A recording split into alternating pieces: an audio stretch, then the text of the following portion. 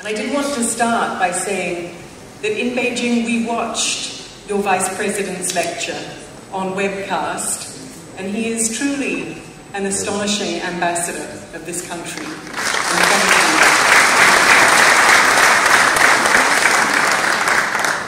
I probably shouldn't share with this audience one of the things that you said, which was that the nice thing about speaking to an academic audience was that no matter how outrageous what you say might be, there will always be at least one academic willing to agree.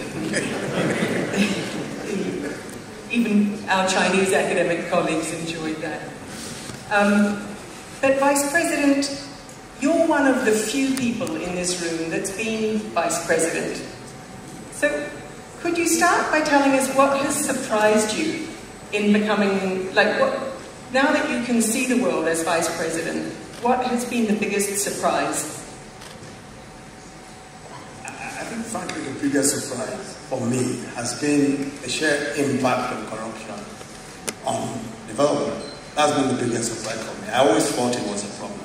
But just looking at it, just comparing the size of the corruption, the size especially of illicit financial flows, to what could have been achieved is, for me, an absolutely amazing. It was always absolutely amazing. And in your remarks, you said that you wanted to distinguish grand corruption and larceny from other kinds of corruption. Could you tell us about that? Just explain that. The difference is, and it's a difference that I try to create, because again there are different definitions of grand corruption. But grand corruption is, in our context, where by executive approval, money is taken directly from the treasury and it's simply diverted to private uses. Now that is probably the most shocking type of corruption, whereas what we're more familiar with is corruption in the procurement process, people taking percentages of procurements and all of those kinds of things. That's what we're more familiar with. Or simply stealing from resources that are already in the hands of government agents or government agencies. But what is rare and what is most damaging is directly going to the very source of revenues, where revenues is stored, and without necessarily supporting, without necessarily being a contract or anything, simply moving resources.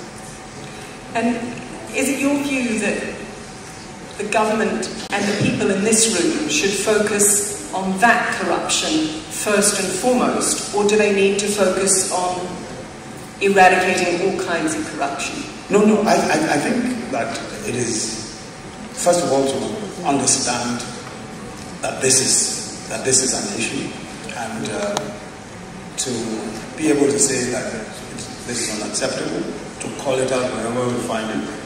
And I think for those of us who are involved in economic policy planning, development planning and all that, we have to understand that it exists. We have to understand that this is it. We really cannot speak of our economy as if we were speaking of the economy of Denmark, just to draw again, because the economies of most other countries are not subject to the kinds, to this form of corruption. So I think that's very important. But everything else down the line is also important, because, just as I said, systemic corruption, corruption in the procurement process, corruption in approval processes and getting pre-investment approvals and those kinds of things, obviously discourage investments, and so we must look at those. We must examine those closely. But the problem where you have systemic corruption is how to deal with all of those issues at the same time, because you're also dealing with a situation where the system is naturally fighting back. Well, let's ask the audience two questions. So the first question is, how many of you would be able to be more successful in your company, in your firm, in your agency, if there were less corruption in Nigeria? So hands up. Hands up those of you who would be more successful if there were less corruption. Okay, so lots of you don't have your hands up. I might have to pick on you to find out why it benefits you from being Or shall I try that question one last time? So, how many of you would be more successful if there were less corruption in Nigeria, if you lived in a corruption-free country? Okay, so I'm taking note of those who don't have their hands up for later, but now tell me, if you knew for certain that everyone else in this room was going to do something to fight corruption, so you knew that everyone else was going to do something, how many of you would do something to fight corruption? Hands up. Okay, now everyone who hasn't put their hand up, put their hand up now because it's important for your blood circulation. Okay, very good. So there are a lot of people in this room that want less corruption, and you perhaps more than, as much, if not more than any of them. And I guess if we look across the world, even the grand corruption that you've talked about is increasingly looking possible to address. In Brazil, in Malaysia, we're seeing it exposed. But then if we look at the countries that have so successfully, quite quickly dealt with corruption. I mean, I sit as Dean of the School of Government at Oxford University, and many, many countries come to us and say, well, it's deeply embedded in our society, corruption. And so we give them examples of Singapore in 1959, which was said to be too corrupt to do much about, and in 5 years had transformed. Of Georgia, sitting next to Ukraine, two very corrupt countries, and Georgia's remarkable steps a decade ago. Of Kosovo, a small country that had the most corrupt and violent police force, who became, in a very short space of time, the most trusted institution in that country. And even in large countries, we heard about Indonesia, after the tsunami, $8 billion worth of aid went to Aceh with virtually no corruption. So it seems to me that it's absolutely possible.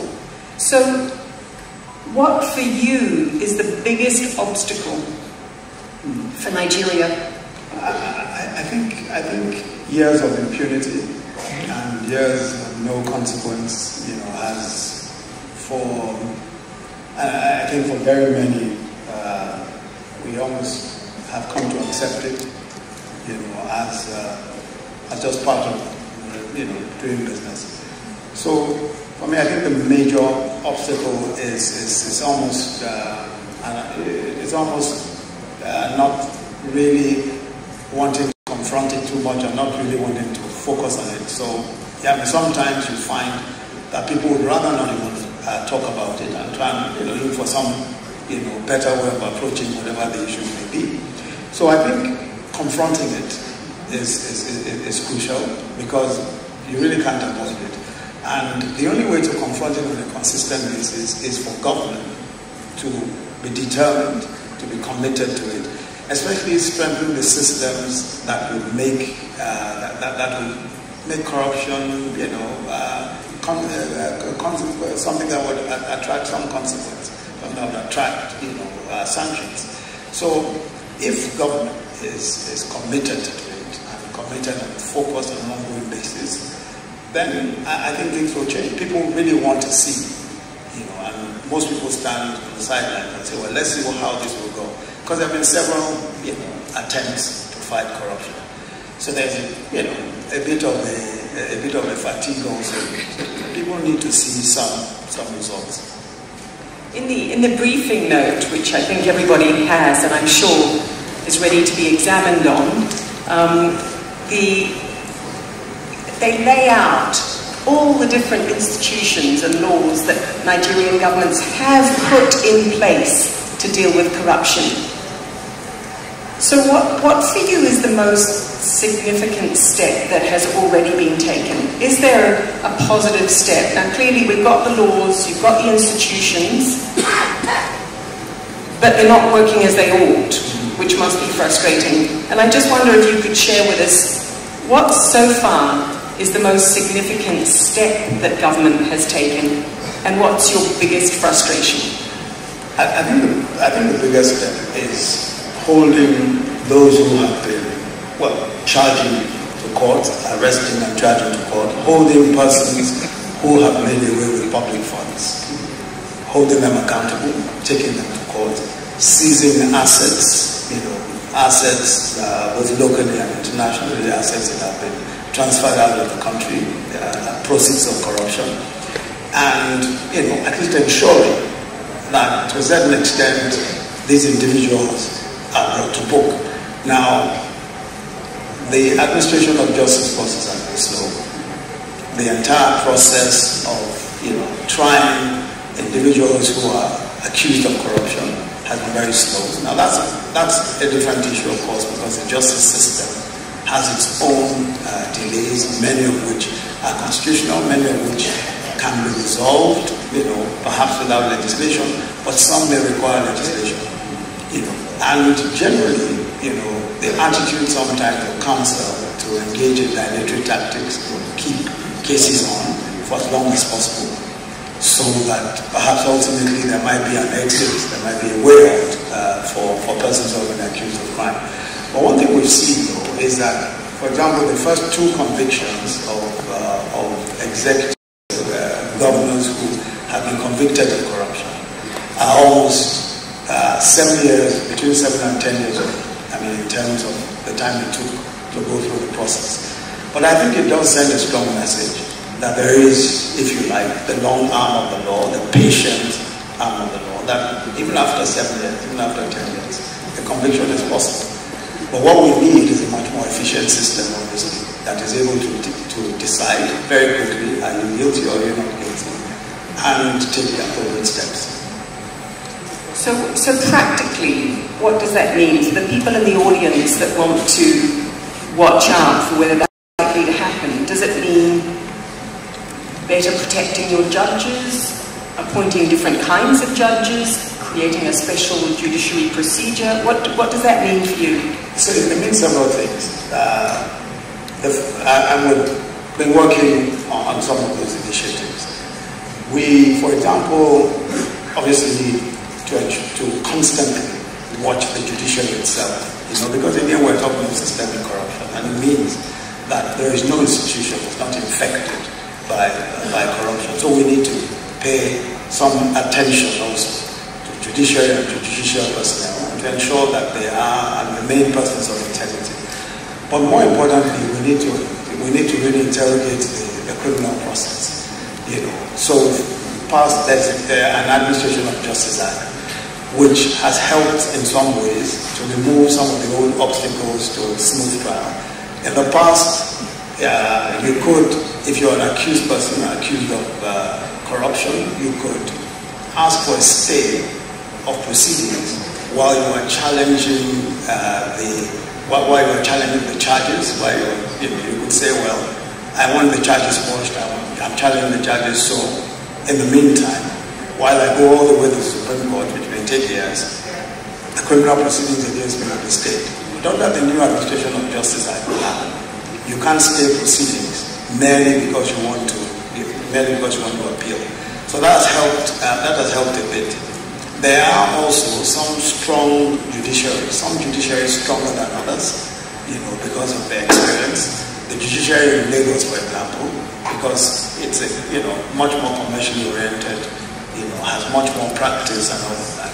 It's a strong judiciary, and you see that many of the cases that go through that judiciary are disposed of much faster, also because they have several changes have been made. The difficulty, of course, is that in many cases you have state judiciaries which are practically autonomous. So reform doesn't necessarily mean that you can reform every single state, because federal government cannot reform state judiciaries. So we have to deal with that as well. But the appellate system is federal, which means that if we reform the appellate system, at least that's something that we're in some senses in control of.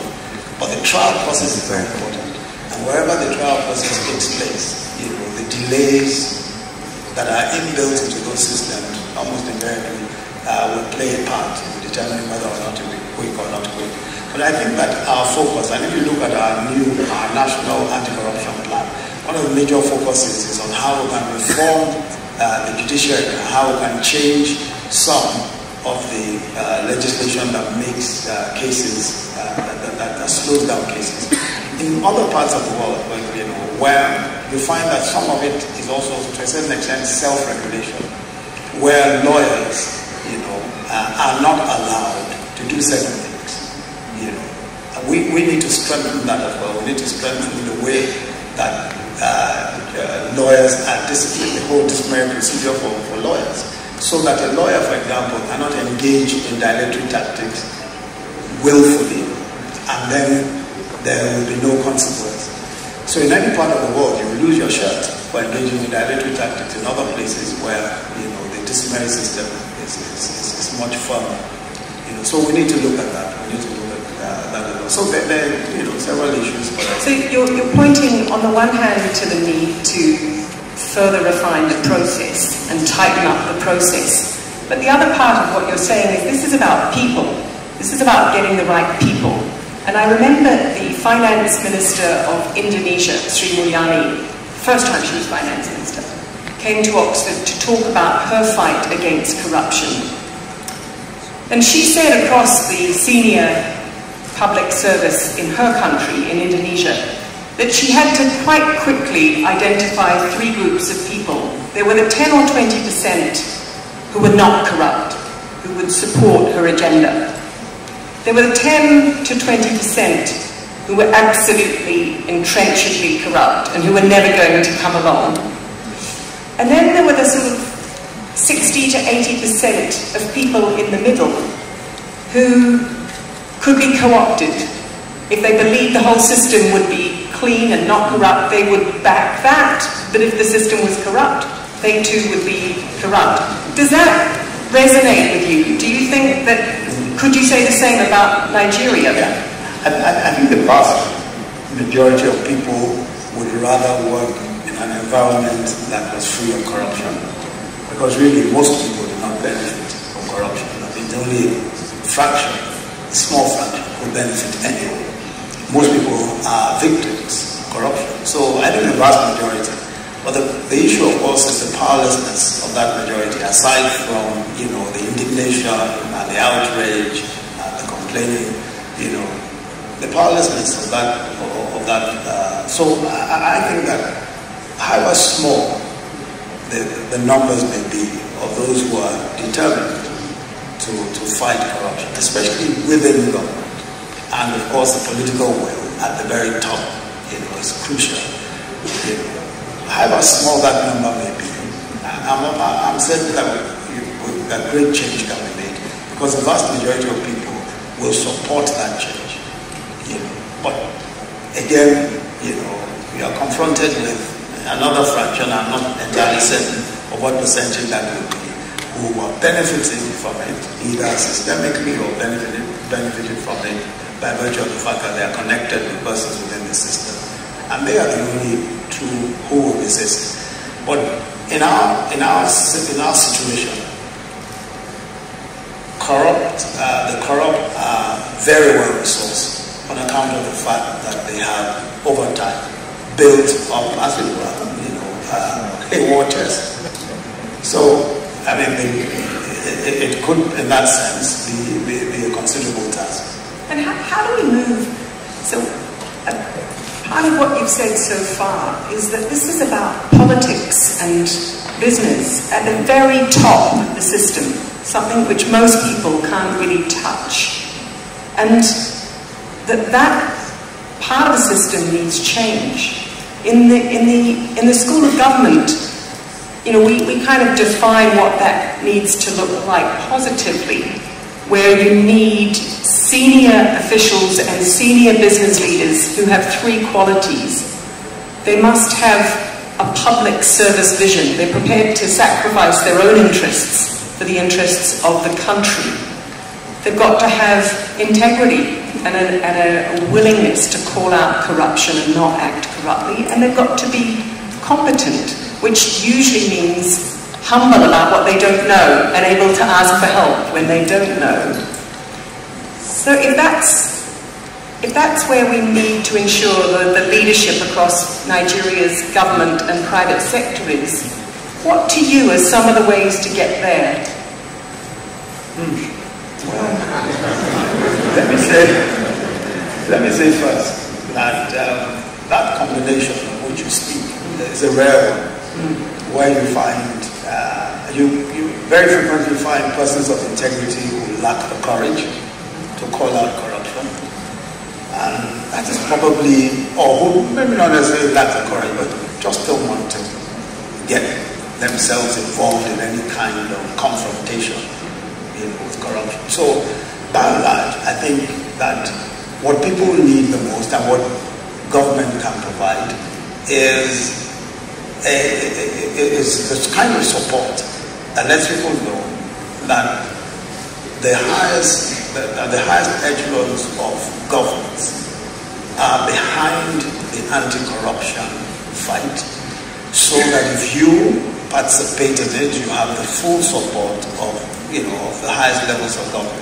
I think that will bring in many who, I mean, of course, those who combine the three attributes that you spoke of, and I believe they're probably a very small number. But many who would rather sit on the fence can easily be co-opted where they find that government is committed and that government will see it through. So many times people, I think, want to see and see, are these people serious? Will they keep this fight on? Or am I just going to be out on a limb, if I support this in any way? So I think that's part of it. So can we turn to what this room can do to actually help government do that? A year ago, in the World Economic Forum, I was with a group of South African CEOs and business leaders. Obviously, South Africa is confronting serious corruption scandals of its own. And in a private, very rich discussion, one of the things that came out was that the private sector leaders were afraid to stand up and call out corruption in government. Because when they did, none of their colleagues stood up with them.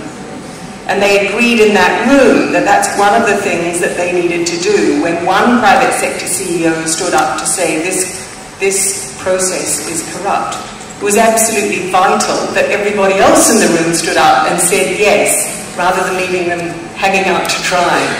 But I wonder, that's just a reflection from a similar group in South Africa, but what would you want to ask this room to do to support government to fight the kind of corruption that you're saying is most toxic? I think the most important thing is to have some kind of critical mass of individuals in the private sector and public sector who are committed to the same ideals, especially as regards corruption. And frankly, I don't think it requires everyone.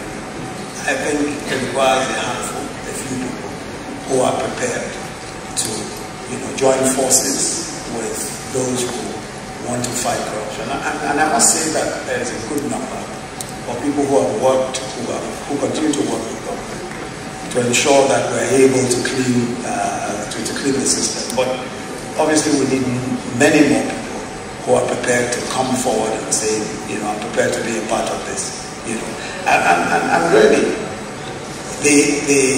for many, and if you look at business generally, I think business people, their major concern is that I just don't want to rock any boat. I don't, who knows what will happen in another 5-6 years, I've seen all sorts, So I think what is required is for them to see that, first of all, that this is important for all of us, and that down the line, if we don't sort this out, as President always says, if we don't kill corruption, corruption will kill us.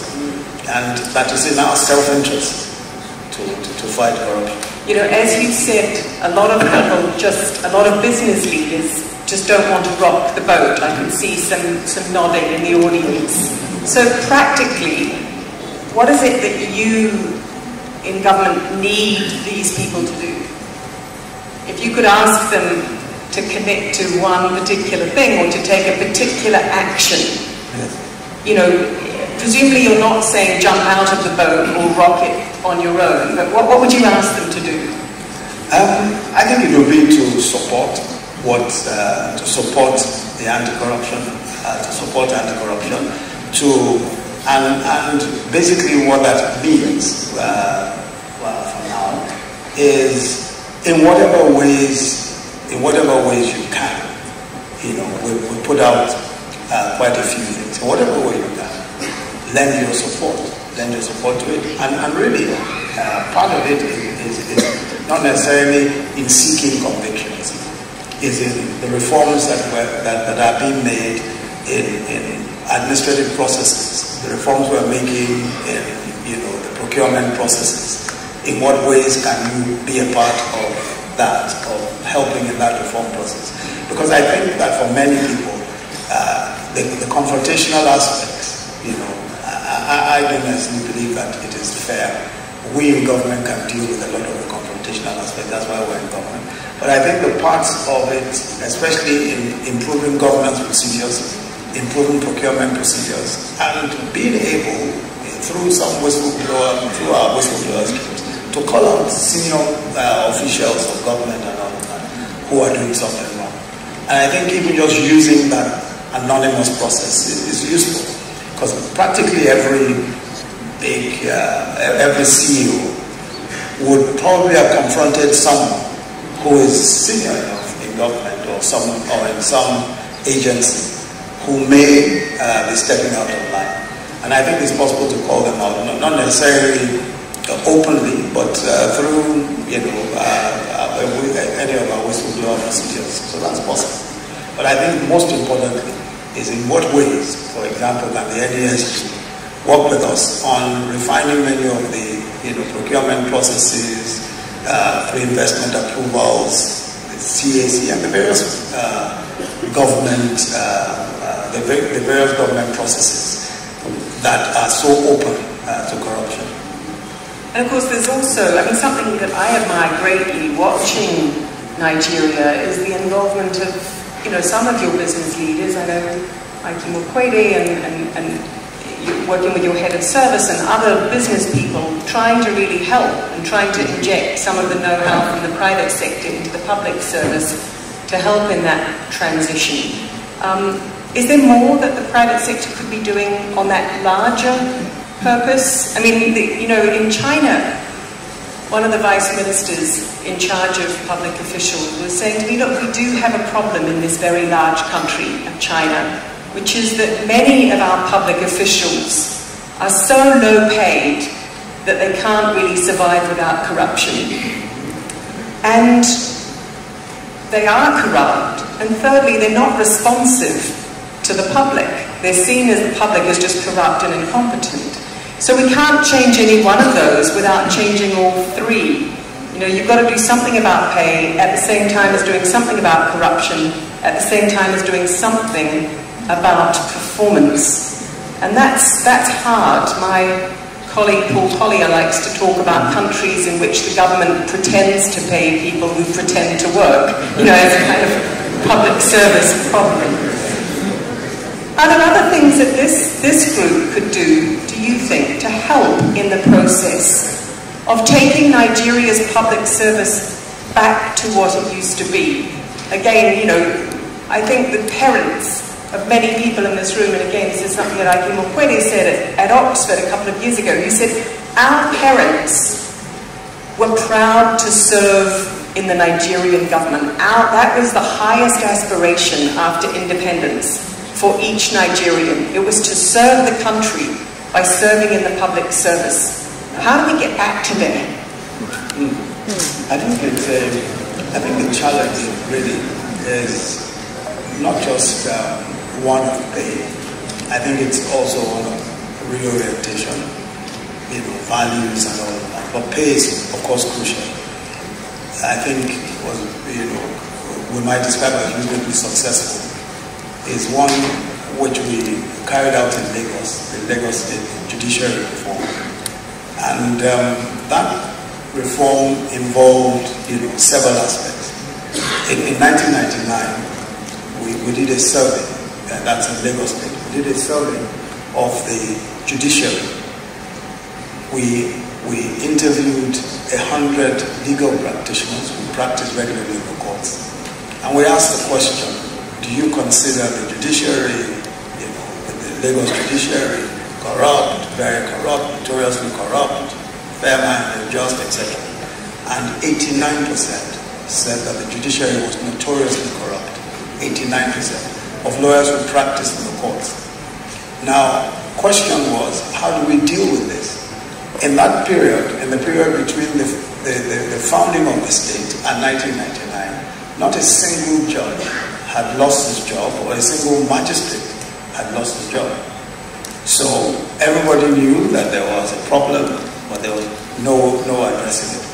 So we then decided, with the judges, actually sat with the judges, their remuneration, of course, was very, very poor, extremely poor. And we looked at, the remuneration, very clear. I met with 6 of the most senior judges at the time. We looked at their remuneration. And we asked ourselves the question, okay, so you have 3 kids in school, this is how much it will cost. After a while, it was obvious to all of us around the table that none of them could survive, with the kind of, lives that they were expected to live as judges and all of that, on the salaries. So we decided that compensation was an important issue and we're going to deal with it. Second issue was discipline and how to ensure discipline. Third issue was the quality of individuals who were appointed. Now, fortunately for us, we had control over practically all of that. So we reviewed the remuneration, and one of the chief concerns of persons in public service is that when they retire, would I have a home to go to? So we ensure that each judge will provide them with a house. The day you are appointed, we'll give you a house, give you a house in a nice part of town. And we also, of course, take care of every other thing. And then we've moved salaries up considerably. We started with a 300% increase in salary, and then we sort of indexed it. As a matter of fact, we had a human resource person take a look at the salaries for us. And we ensured that we benchmarked our salaries against states that we thought were doing very well, so that we were able to review the salaries. So many were satisfied, reasonably satisfied with the salary. Then the other part of it was getting the right people. So we started the process of actually examining judges. In the past, judges were never tested. They were never questioned. So it was basically on the basis of who you knew and all that. So we started a whole system of examination for potential judges and interviews, which helped a great deal in getting a good crop of judges in. Again, fortunately for us, almost half the judiciary was retiring in that period. So we were able to appoint 26 new judges to 52, to 52 spaces. So we were able to take a new crop of half, 26 new judges. But the other thing was consequence when there was corruption. We had to sack 21 magistrates, for corrupt activities and all of that. And 3 judges also lost their jobs. So when it became obvious that there will be consequence for corruption, people started. We did the same survey, this time with the World Bank, in 2007. And as far as the High Court of Lagos was concerned, we were now recording 0% of those who felt that the judiciary was corrupt, 89%. The High Court, not the High Court judges, 0%. So really, it's not on account of the fact that these individuals, suddenly, became born again. It is more on account of the fact that, yes, they're better paid. Secondly, there is consequence for their actions. And the appointment process is one that introduces some merit and some rigor. So it's not just, who you know. So I think you're absolutely right that in reforming the system, but of course it's much more difficult when you're reforming the entire civil service system. Today we're spending almost 70% on salaries and overheads for civil servants, and the pay is still not good. So the question, of course, is how much more, maintaining the numbers that we have today. There are those who offer all sorts of ideas on what to do, how to possibly downsize and all that. But again, we're confronted with a situation where the economy simply isn't strong enough to have you laying people off and all that. So there are hard choices to be made. But there's no question at all that you need to reform the system, you need to pay better, you need to train better, and then the process of even coming on board needs to be much more merit-driven. So there are places in Nigeria where this is happening, and yet it seems hard to do everywhere. I mean, I don't want to lure you into saying things that you shouldn't say, but except that I do, It's because what happens when you try to dismiss someone who's corrupt? Like, who is it that courts you? Who is it that puts pressure on you not to do that?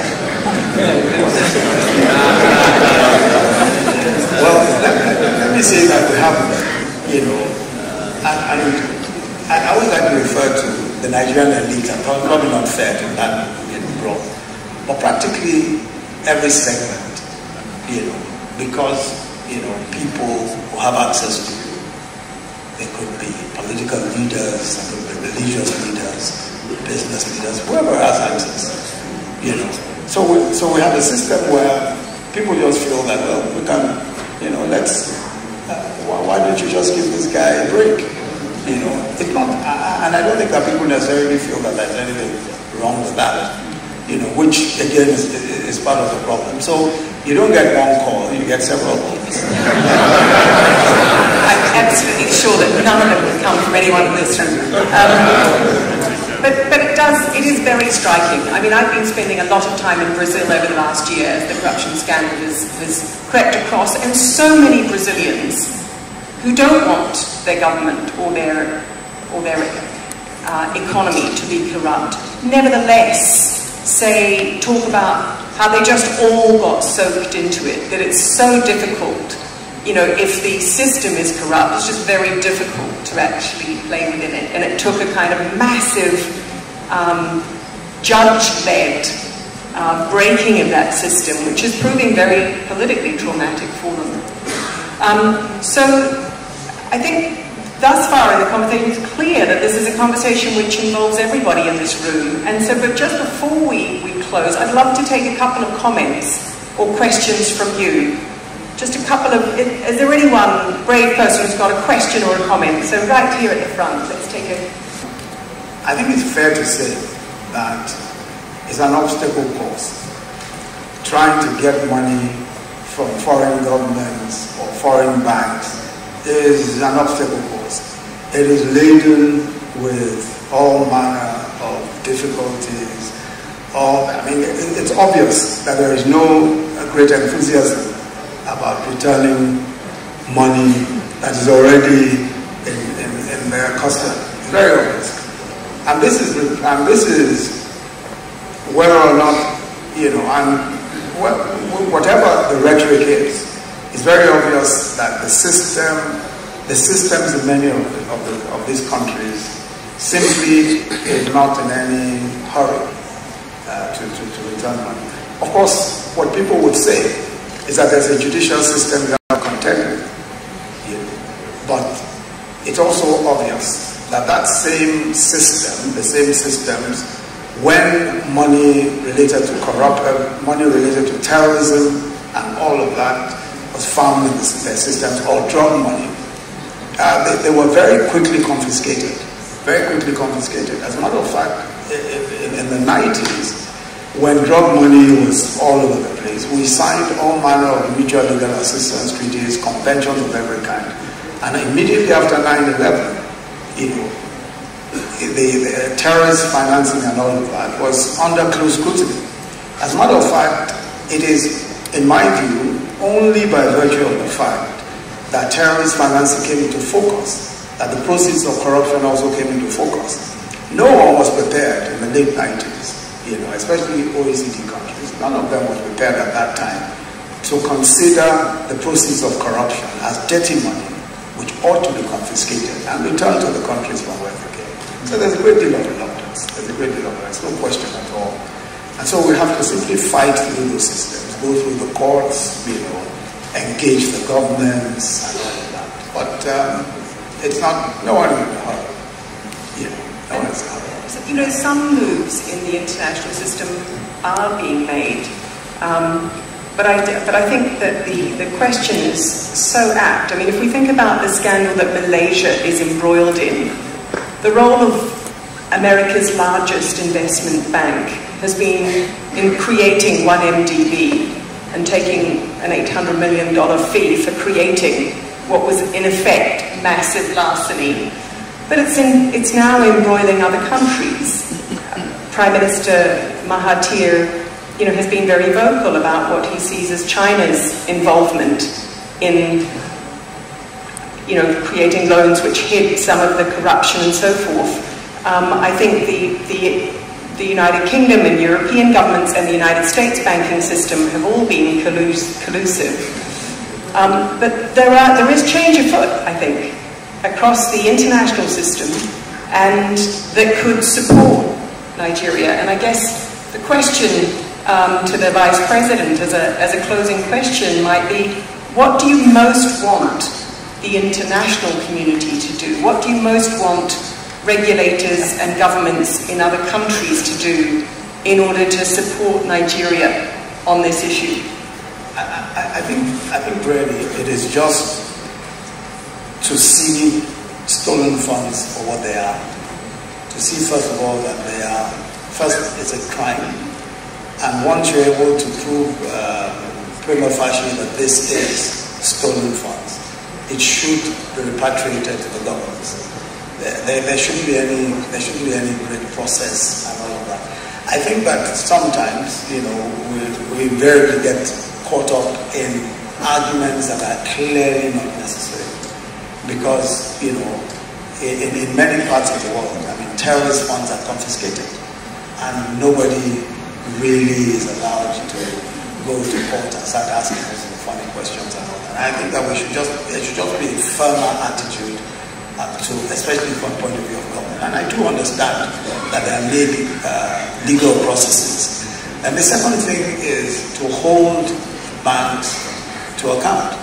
You know, many of the banking institutions are regulated by, you know, not just by agencies of government that are able to say when you've done something wrong, when there's been some malfeasance and all that. They're able to hold them to account domestically. But many of those institutions don't say a word where this involves proceeds of corruption or funds from foreign countries. So I think expanding their jurisdiction to be able to speak up where those things happen, or to be able to sanction institutions where those things happen. I think we just need a greater amount of cooperation between governments and their institutions and ourselves. At the moment, you know, the relationship is almost, you know, it's just a sort of relationship that you really can't say they're working with us or they're not working with us, you know, where basically just not as good as a week sometimes. So we're not entirely there. I think we need to see just much more commitment to this whole fight against illicit transfers and all that. I think we just need to see a bit more commitment on the part of foreign countries. Thank you very much. So I would take 3 takeaways from this discussion, and I'm so sorry, we're out of time. 3 quick takeaways. One is the need to address impunity at the very top of the system, and that all of you as leaders in this country need to support doing that it's difficult, that those telephone calls do come in to prevent that, and you can be part of changing that by actually making a telephone call of a different kind to support the politicians that are trying to address impunity at the very top of the system. And that's the Vice President's point about starting with grand larceny. I think the second point that you've really highlighted for us is that it doesn't have to be everybody. It takes a critical mass. And that's what's happened in other countries, whether it's Malaysia or Brazil or Indonesia or the countries that I cited, Georgia, Singapore. in all of those countries, it was a critical mass of people willing to stand together, and that means private sector leaders standing together as well.